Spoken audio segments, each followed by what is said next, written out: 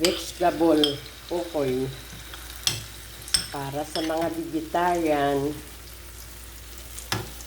Walang hipon yan for vegetable. Kalabasa, carrots, kamote.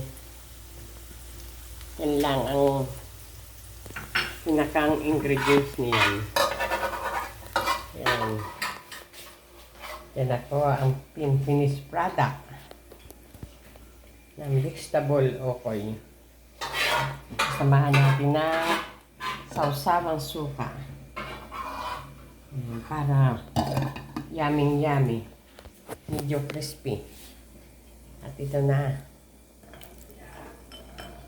At ito po, sasawsaw na natin sa suka. Ang crispy ukoy na vegetable.